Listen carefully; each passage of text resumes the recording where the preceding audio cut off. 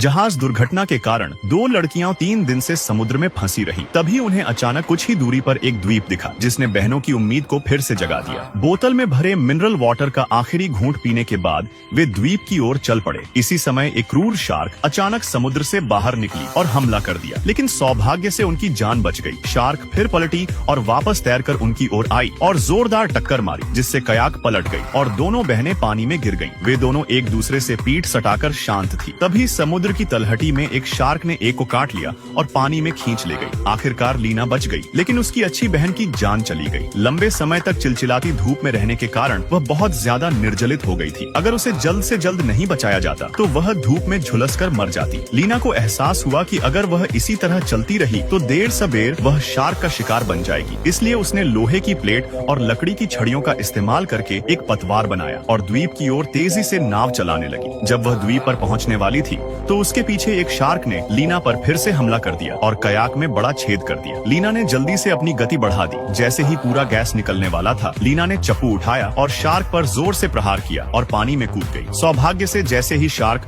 उसकी जांघ को काटने वाली थी, लीना सफलतापूर्वक बेड़ा पर चढ़ गई। यह द्वीप चट्टानों के टूटने से बना था और यहाँ हर जगह नुकीले पत्थर थे, जिससे ऊपर चढ़ना असंभव था। तभी लीना ने चेतावनी बोर्ड खोला और अंदर एक मेडिकल किट और मिनरल वाटर की बोतल देखकर हैरान रह गई। उसने सबसे पहले अपने हाथ पर लगे घाव पर पट्टी बांधी, फिर मिनरल वाटर पी। बाद में लीना को बॉक्स में एक फ्लेयर गन मिली। वह इतनी उत्साहित थी कि उसने सीधे आसमान में सभी फ्लेयर्स दाग दिए। राफ्ट पर बैठकर 2 घंटे से ज्यादा इंतजार करने के बाद लीना को पता चला कि आसपास कोई नहीं है। उसे समझ में नहीं आ रहा था कि क्या करे। तभी उसे समुद्र में एक लड़की दिखी, जिसका हाल भी उसकी तरह सेम था। लीना ने महिला को बचाने के लिए रस्सी फेंकी। सौभाग्यवश वह समय पर ऊपर आ गई, अन्यथा महिला शार्क का भोजन बन जाती। कोने में रखे रेडियो को उठाकर लीना ने मदद के लिए पुकारना चाहा। अचानक एक नौका पास से गुजरी और उन्होंने लीना को देखा। जब उसे पता चला कि बचाव की जरूरत है तो वह व्यक्ति द्वीप की ओर आने लगा। तभी पानी में शार्क ने अचानक नौका पर हमला किया। हिंसक टक्कर के तहत दोनों व्यक्ति सीधे पानी में गिर गए और शार्क के मुंह का भोजन बन गए। उम्मीद फिर से टूट गई। अब वह वहाँ बैठकर मौत का इंतजार नहीं कर सकती थी। उसे नाव पर चढ़ने का कोई रास्ता ढूंढना था। इस समय उसके बगल में बैठी महिला को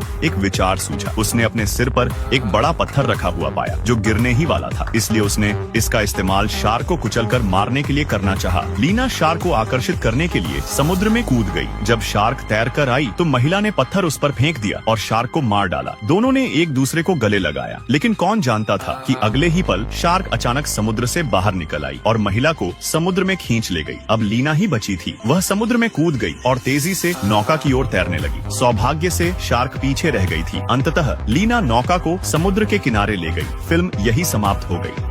आदमी बहुत होशियार था। 20 साल से वो दूसरों के घरों में छुपकर रह रहा था। जब सब सो जाते तब वो चुपचाप बाथरूम जाता। जब मालिक काम पर चला जाता तब वो बाहर निकलकर खाना खाता, फिर बर्तन धोकर बिस्तर भी ठीक कर देता। इतने सालों तक किसी को पता क्यों नहीं चला? असल में वो कर्ज से बच रहा था। एक दिन वो ट्रक के अंदर छुप गया था, लेकिन जब बाहर निकला तो किसी अजनबी के बेडरूम में था। बाहर जाने की कोशिश की, तभी किसी के सीढ़ियों पर चढ़ने की आवाज आई। डर के मारे वो जल्दी से बिस्तर के नीचे घुस गया। ये अलमारी मालिक के दादा की यादगार थी, जिसे घर में रखा गया था। आदमी ने सोचा यही सही जगह है छुपने के लिए। इस तरह उसे कर्ज वसूलने वालों का डर नहीं रहेगा। एक दिन जब घर का मालिक बाहर गया तो आदमी अपने रोज के कामों में लग गया। उसने दूध निकालकर बढ़िया नाश्ता बनाया, फिर एक साफ स्वेटशर्ट पहनी और टेप रिकॉर्डर में गाना चलाया। अब आदमी ने अपनी असली चाल चलनी शुरू की। पहले उसने पुरानी अलमारी को हटाया, फिर उसके पीछे के हिस्से को निकाला और उसे दूसरे कपड़ों की अलमारी से जोड़ दिया। अब दोनों अलमारियां एक साथ जुड़ गईं। जैसे ही उसने किसी के वापस आने की आहट सुनी, वो फौरन अलमारी के अंदर घुस गया और पीछे का हिस्सा वापस लगा दिया। अब वो अलमारी के बीच छुपा हुआ था और घर का कोई भी सदस्य उसे पकड़ नहीं सकता था।